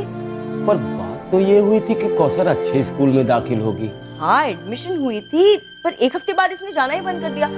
कहती है घर पे रहना अच्छा लगता है इसे, है ना कौसर? मैं समझ गया कि फरजाना बहन के सामने कौसर सहमी हुई है, तो मैं उसे बाहर ले आया। अब बोल, स्कूल क्यों बंद कर दिया? अब्बू, ये लोग पूरा दिन मुझसे काम करवाते, घर के सारे काम। ये कोई एक बार की घटना नहीं है, कम से कम पैसों में नौकरों से ज्यादा काम करवाना मध्यम वर्गीय परिवारों में एक आम बात है, और अमीर घरों में तो यह सबसे ज्यादा देखने को मिलता है। कुछ अजीब सी धारणाएं सुनने को मिलती हैं, जैसे कि ये लोग तो कोई भी काम कर लेते हैं, इन्हें तो आदत होती है काम करने की, थोड़े में भी बहुत खुश हो जाते हैं ये लोग, वगैरह वगैरह। अक्सर मालिकों को लगता है कि वो नौकरों को खाना, कपड़े और सोने की जगह देकर कोई बहुत बड़ी दिलदारी का काम करते हैं। बड़े गर्व के साथ खुद नौकरों और दुनिया वालों को इस बात का एहसास दिलाया जाता है कि देखो कितने दिलदार हैं हम। पर इंसान की गरिमा का क्या, उसके हक का क्या? नौकर विरोध में चू भी करे तो उस पर बदतमीजी, काम चोरी, यहां तक कि चोरी के भी इल्जाम लगते हैं। जी नहीं, हम ये सब बढ़ा चढ़ाकर नहीं कह रहे हैं, आंकड़े यही हकीकत बयां करते हैं। और यहां इस केस में इस अमानवीय बर्ताव से पीड़ित कौसर सिर्फ 12 साल की थी। क्या वो अपने साथ हो रहे जुल्म के बारे में झूठ बोल रही थी? मुझे उस दिन मेरी बच्ची को वापस ले आना चाहिए था। तो क्यों नहीं ले गए? मैं उनकी बातों में आ गया था साहब। देखो बशीर भाई, छोटी है, घर की याद आती होगी, इसलिए मैं बुरा नहीं मान रही हूँ कि वो इस तरह से झूठ बोल रही है। होता है, कोई बात नहीं। बशीर, लो, हमें देखो, इस घर को देखो, क्या लगता है तुम्हें इस घर में जल्लाद रहते हैं, एक छोटी सी बच्ची को मारेंगे? और बशीर भाई, वॉशिंग मशीन में 1-2 बार कपड़े डालना निकालना काम थोड़ी होता है। मेरी अपनी बेटी होती तो उससे भी करवाती ना। पर बच्ची कह रही थी कि आपके यहाँ और कोई नौकरानी नहीं है। मिलती नहीं है ना बशीर भाई, तभी तो सारे काम मुझे करने पड़ते हैं। इसलिए तो कौसर को रखा है राशिद के लिए। बशीर, हम तुम्हारी बच्ची को अपनी बच्ची की तरह ही रख रहे हैं। और रही बात स्कूल जाने की, तुम्हारी बच्ची मानती नहीं है, बहाने बनाती रहती है। कभी टीवी देखना है, कभी कुछ और करना है, बचपना है। और इस महीने दोबारा करवा देंगे ना एडमिशन। आप फिक्र मत कीजिए बशीर भाई, जितना पढ़ेगी उतना पढ़ाएंगे हम। और हाँ, देखो, मैंने उसकी पगार 15 की जगह 18,000 कर दी, ठीक है? बशीर देखो, अच्छे अच्छे बच्चे भी कभी कभी झूठ बोला करते हैं। हम बड़ों को उनकी बात को इतना सीरियसली नहीं लेना चाहिए। हाँ, और जैसे जैसे होश आएगा ना, वो झूठ बोलना भी बंद कर देगी। और 1 साल उसको यहाँ पे रख कर देखो, तुम्हारे घर जाने के लिए मना कर देगी। हाँ, और ये कहानियां बनाना भी बंद कर देगी। बातों के ऐसे लपेटे में लिया मुझे कि मुझे लगा वो लोग सच बोल रहे हैं, जैसे आपको अभी लग रहा है कि अशफाक भाई सच बोल रहे हैं। सर, अशफाक के कॉल रिकॉर्ड्स भी वही कह रहे हैं जो वो कह रहा है। 3 और 4 जून को उसकी और बशीर के बीच में बात हुई है, और उसके बाद भी दोनों के बीच में बात होती रही। पर बात क्या हुई ये तो कॉल रिकॉर्ड्स नहीं बता सकते बहरे। सर, मैंने इस बस कंडक्टर सूर्या और ड्राइवर कपिल, इन दोनों से मिलके बात की, और उस रियाजपुर वाले लतीफ, उससे फोन पे बात की। सर, क्या ये मिलके झूठ बोल रहे हैं? सबके सब एक ही बात बोल रहे हैं, पर जरूरी नहीं है कि सब सच बोल रहे हैं। सब बशीर कह रहा था कि बच्ची नाखुश थी, उसे वहाँ टॉर्चर किया जा रहा था। पर जब मैंने कौसर की माँ यास्मीन से बात की तो उसे इन सब के बारे में कुछ भी नहीं पता था।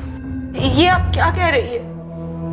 मेरी कौसर से फोन पे बात होती थी, पर उसने तो कभी इस बात का जिक्र नहीं किया। पर जब बशीर मिला था उसे तो सब कुछ कहा था। क्या?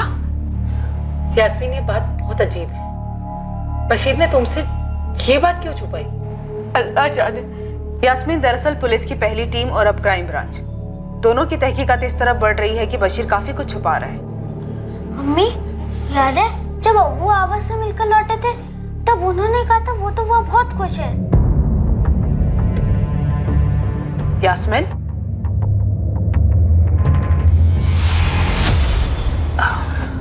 कौसर काफी खुश है वहाँ, और वो लोग भी उससे काफी खुश हैं।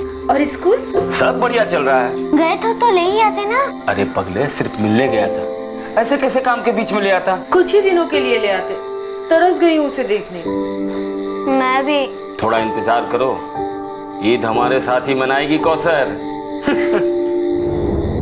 यास्मीन, हमारे पास इस बात का सबूत है कि अशफाक करीमी ने 3 जून को कौसर को बस में बिठाया था।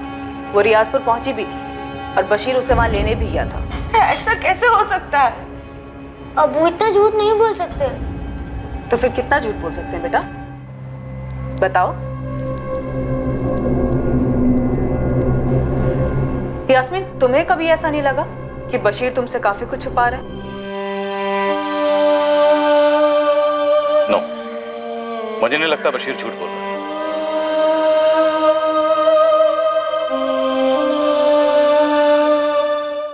बट सर हमारे पास कोई सबूत नहीं है ये साबित करने के लिए कि अशफाक और फरजाना ये दोनों झूठ बोल रहे हैं। हमारे पास बशीर के खिलाफ सबूत के तौर पर एक बिना नाम के टिकट की रेसिट, कुछ बिना डिटेल के फोन रिकॉर्ड्स और 3 गवाह जो इंसान, पर हम सब जानते हैं इंसानियत बिकाऊ है। एक्चुअली सर मुझे इस बस कंडक्टर सूर्या और ड्राइवर कपिल इन दोनों पे पहले शक हुआ था। इस बस का लास्ट स्टॉपेज है अहमदाबाद। मैंने वहाँ पे अपनी एक टीम एक्टिवेट कर दी है ये जानने के लिए कि कहीं ये दोनों किसी रैकेट में तो शामिल नहीं है। रैकेट बिजली की तरह काम करते हैं। घर भी वक्त निकला जा रहा है। बच्ची कौसर कहाँ है?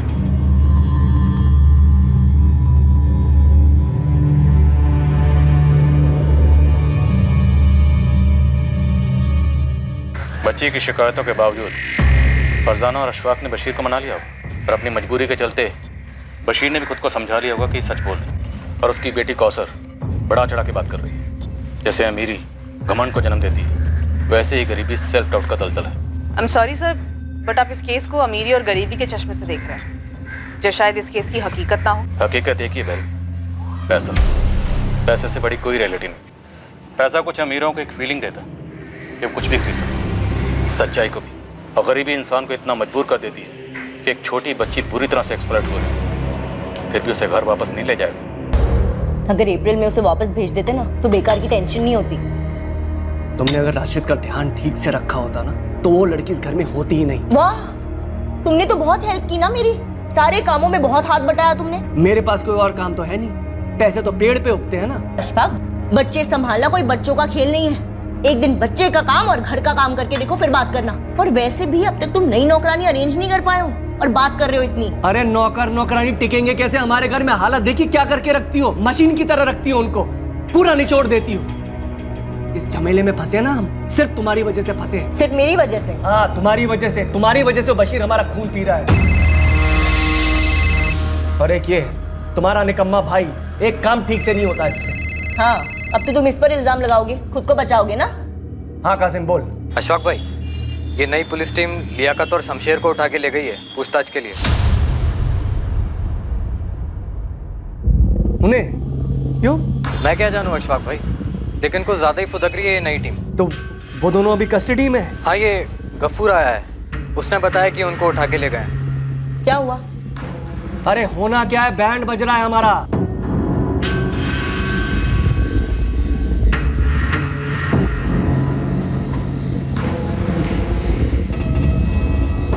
कितने में बेचा मेरी बेटी को?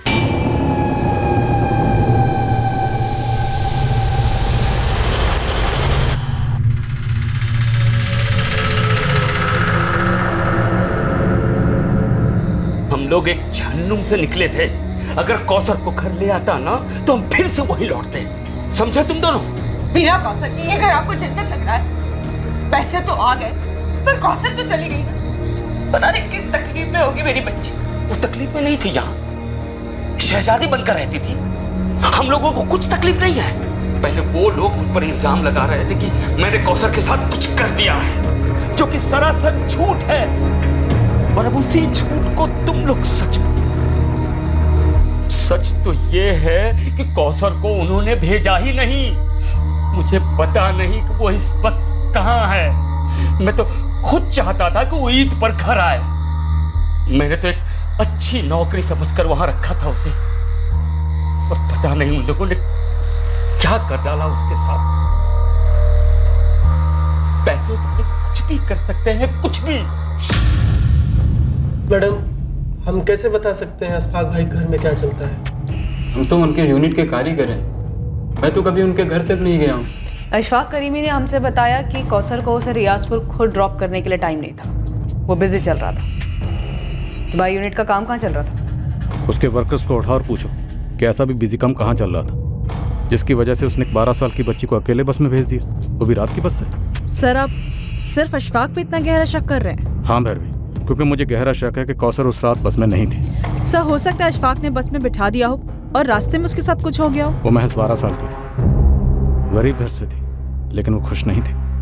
उसने साफ साफ लफ्जों में अपने पिता से अशफाक करीमी के परिवार की शिकायत की थी। अगर उसके साथ बस में कुछ हुआ होता तो वो चिल्लाती, झगड़ा करती, आसपास के पैसेंजर्स अलर्ट होते। नहीं भैरवी, मैं बता रहा हूँ, कौसर उस रात बस में नहीं थी। तो बताओ शमशेर, लियाकत, काम कहाँ चल रहा था? मैडम सारा काम तो 3 जून तक पूरा हो चुका था। हम सबको ईद की छुट्टियां चाहिए थी। हाँ, तो 3 जून तक काम चल कहाँ रहा था? 20 मई से 3 जून तक हमारी पूरी यूनिट बाड़मेर में थी। एक गार्डन में मार्बल फिटिंग का काम चल रहा था।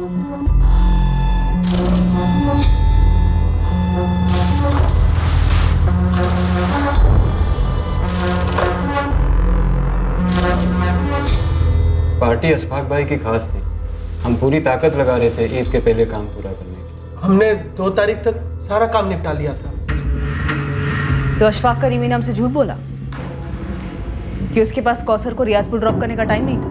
मैडम वो सब हमें नहीं मालूम। उनकी निजी जिंदगी है मैडम, हमारा कोई ताल्लुक नहीं। कौसर के साथ क्या हुआ था ये बहुत पहले पता चल सकता था, ठीक उसी वक्त जब मिसिंग कंप्लेंट दर्ज हुई थी, जब इन्वेस्टिगेशन पहली पुलिस टीम के हाथ में थी। एक अहम सुराग नजरअंदाज हो गया था, पर सवाल यह था कि यह नजरअंदाजी गलती से हुई थी या फिर जानबूझकर एक गुनाह पर पर्दा डाला गया था।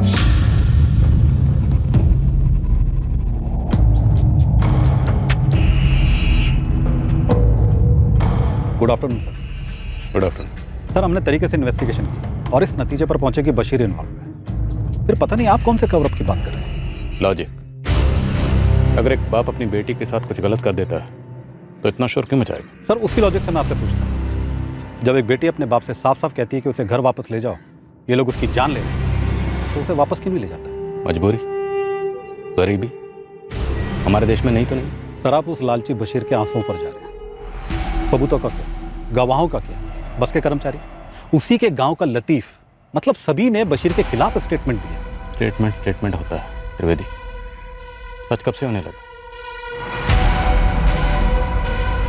ये बस टिकट की कॉपी जब तुम्हारे सामने बतौर सबूत पेश की गई तो मैं इसमें कोई खोट नजर नहीं है। टिकट की कॉपी भी लाओ। इस फोटो कॉपी को देखकर तुम्हारे दिमाग में कोई डाउट नहीं है?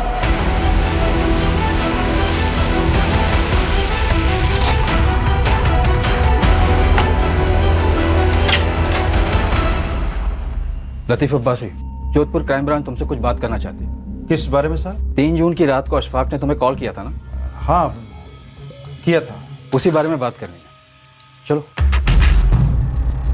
अरे मालिक, मुझे क्यों घसीट रहे हैं सब में? जो जो सच था वो तो मैंने बता दिया ना आप सबको। अरे सब ये सब क्या हो रहा है? मैंने सच ही बोला था आप लोगों को, जैसा हुआ था वैसा ही बोला था साहब। मुझे कुछ भी नहीं पता उस लड़की के साथ क्या हुआ साहब। मैं सच बोल रहा हूँ साहब। ये सर मेरे ट्रैवल का काम है। मैं टिकट काट कर लोगों को बस में बिठाकर आगे भेजता हूँ, बस। लेकिन लड़की बस में बैठी ही नहीं। इसमें मेरी क्या गलती?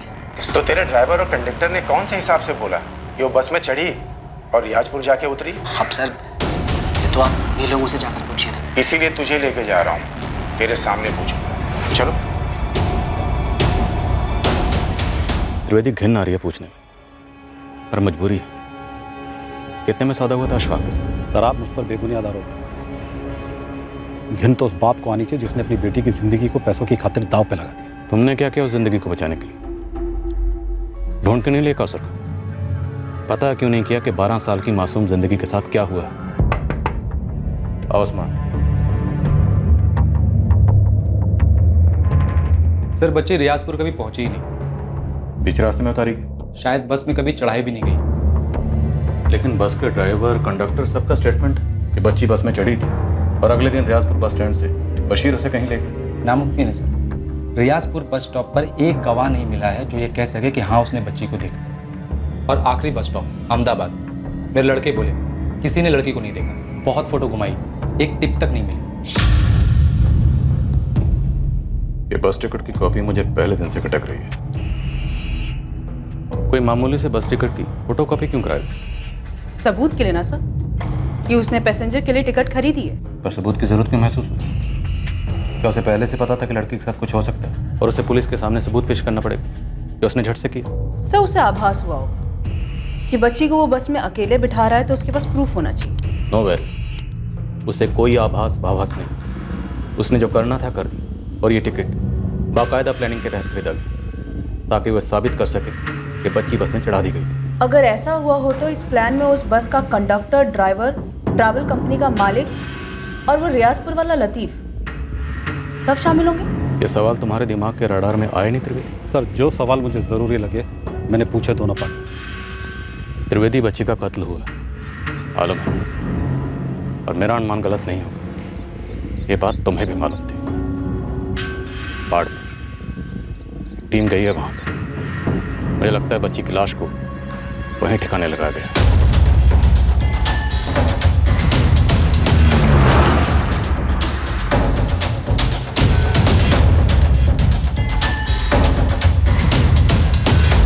शमशेर, लियाकत, हमें लगता है कि तुम दोनों जानते थे कि लड़की मारी गई थी। क्या उसे यहां से कहीं ले जाया गया था? तुम दोनों की खामोशी काफी कुछ खुसर फुसर कर रही है। इस खामोशी को फोड़कर चीख चीख कर चिल्लाना आता है मुझे। सुनोगे अपनी आवाज?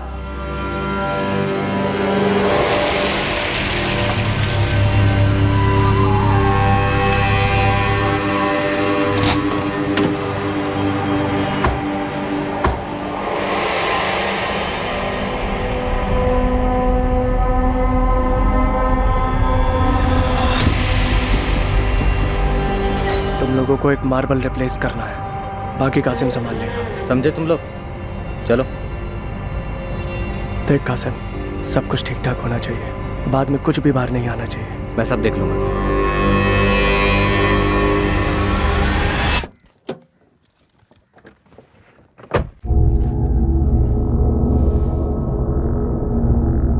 लड़की वापस नहीं आने वाली, मारी जा चुकी। जो मारे जाते हैं वो खुद के लिए इंसाफ की गुहार नहीं लगा सकते। उन्हें इंसाफ दिलाना हम जिंदा लोगों का फर्ज है। तुम जिंदा हो त्रिवेदी?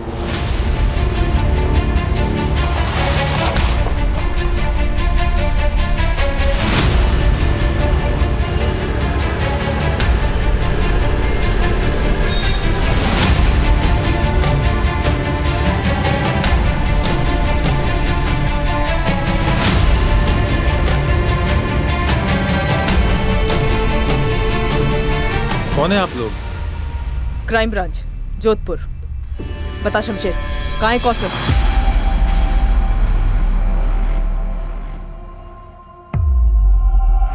कौन कौसर? ये क्या हो रहा है, कुछ बताएंगी आप? इखलाक, आप इस कांड में शामिल हैं या नहीं है, इस बारे में हम आपसे बाद में पूछताछ करेंगे। अरे मैडम, कैसा कांड, आप कुछ बताएंगी? आपके गार्डन में जो मार्बल बिछा है उसके नीचे एक लाश गड़ी है, उसे लेने आए हैं हम।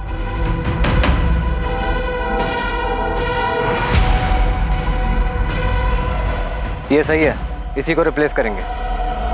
शुरू हो जाओ।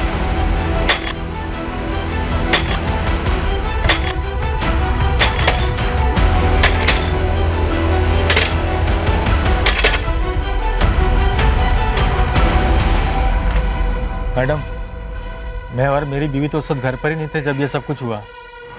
मैंने तो सिर्फ अपने दोस्त अशफाक को ये काम दिया था। इसके आगे हमें कुछ भी नहीं मालूम। इखलाक, वो सब हम मालूम कर लेंगे। वैसे मैडम, ये लाश मतलब कौन है, किसकी है? तुम्हारे दोस्त अशफाक के घर में काम करने वाली एक नौकरानी थी, 12 साल की बच्ची। आराम से, संभाल के। हाँ, ये लोग कुछ बोल क्यों नहीं रहे? बोलेंगे, अभी बैठने को कहा। अरे पर हमारे कौसर। यास्मीन, क्या? अरे बताइए ना, बात क्या है?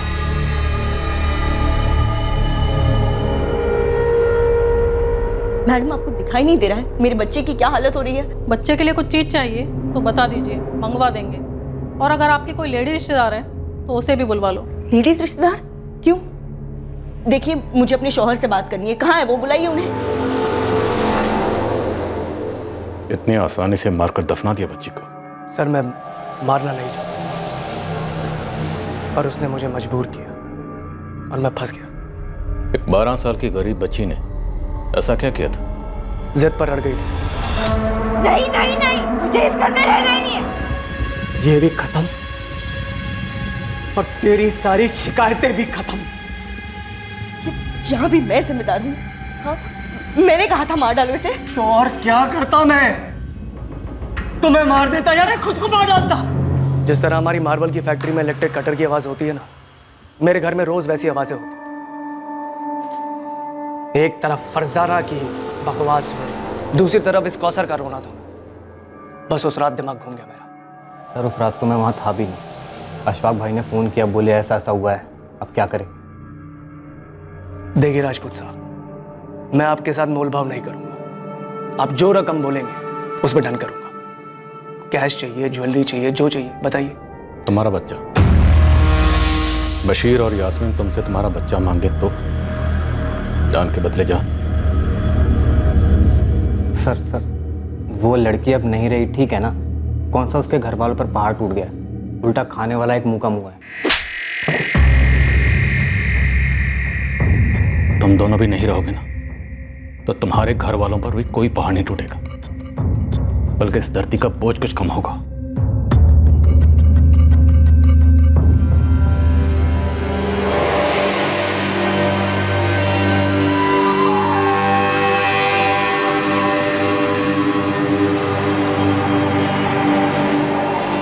इस कत्ल के बाद लाश को ठिकाने लगाकर केस को दबाने में हाथ बांटने वाली कई मुट्ठियां गर्म की गई थी।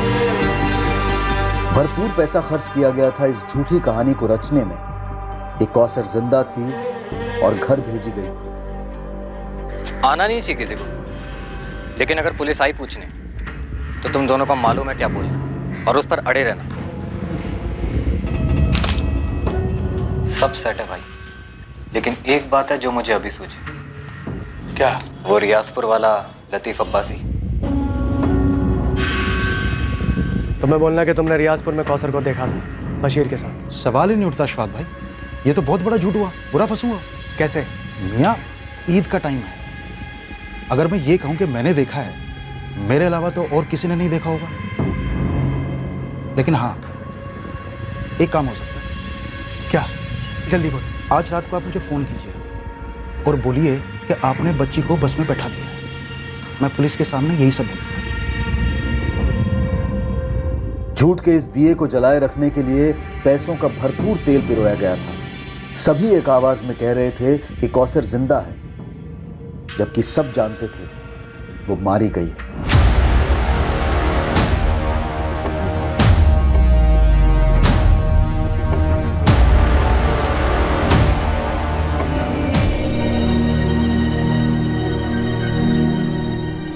क्या हुआ साहब? कहाँ है हमारी कौसर?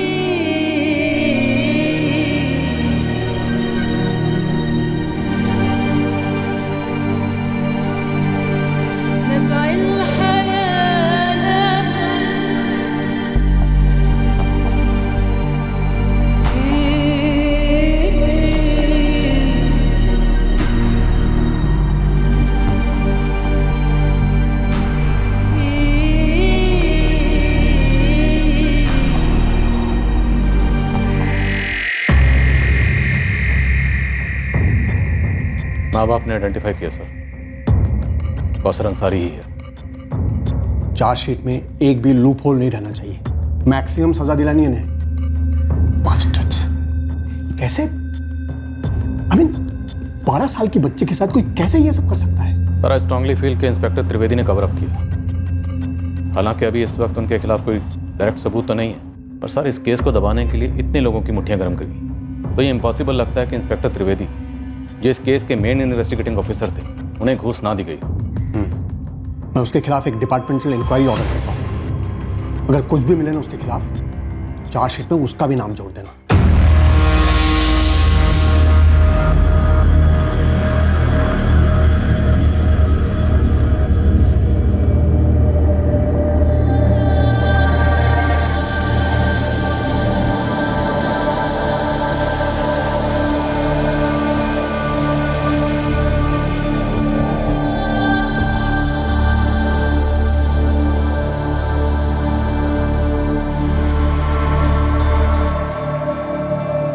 अशफाक करीमी पर कत्ल के लिए आईपीसी की धारा 302 के तहत चार्जेस लगाए गए हैं और सबूत मिटाने के लिए आईपीसी की धारा 201 के तहत भी उसे चार्ज किया गया है। कासिम जाफरी और फरजाना करीमी पर आईपीसी की धारा 201 के तहत सबूत मिटाने के चार्जेस हैं। एक 12 साल की बच्ची बड़ी बेरहमी से कत्ल की गई। भयंकर तरीके से उसकी लाश को ठिकाने लगाया गया। कानूनी किताब में यह सबसे बड़ा जुर्म है, मर्डर, हत्या। लेकिन इस केस में एक और जुर्म काफी पहले हो चुका था, और वो है 14 वर्ष की नीचे की उम्र के बच्चे से मजदूरी करवाना। आर्थिक मजबूरियों की वजह से गरीब परिवारों के कम उम्र के बच्चों को अक्सर काम पर लगा दिया जाता है ताकि घर खर्च में थोड़ी राहत मिले। पर घर पर काम करने वाले नौकरों के साथ बदसलूकी हमारे समाज की एक शर्मनाक सच्चाई है। सब जानते हैं कि यह होता है, हर दूसरे घर में किसी ना किसी तरीके से होता है। घरों के बाहर भी होता है, जैसे कि होटल्स में, रेस्टोरेंट्स में, पूरी सर्विस इंडस्ट्री में, जहां कुछ लोगों को ऐसा लगता है कि वो वर्कर्स को उनके काम के लिए पैसा दे रहे हैं तो वो जैसे चाहे उनके साथ पेश आ सकते हैं। ये बेहद घटिया सोच है और इसका बदला जाना बेहद जरूरी है। कामगार को वेतन उसके काम के लिए दिया जाता है, उसकी निजी जिंदगी बिकाऊ नहीं है। वेतन देने से कामगार मशीन नहीं बनता और ना ही गुलाम बनता है। दूसरों की गरिमा का मान रखना इंसान की गरिमा का असली प्रतीक है। सीधा सा मंत्र है, सामने वाले से वैसा सुलूक करो जैसा सुलूक आप उससे चाहते हो। अब मैं अनूप सोनी आपसे विदा लेता हूं, फिर मुलाकात होगी। और याद रखें, क्राइम और आपके बीच में सिर्फ इतना फर्क है कि आप कितने सतर्क हैं। सतर्क रहें, सुरक्षित रहें। जय हिंद। क्राइम पेट्रोल्स के और भी दिलचस्प कहानी देखने के लिए हमारे चैनल को सब्सक्राइब करें और बेल आइकॉन दबाना न भूलें।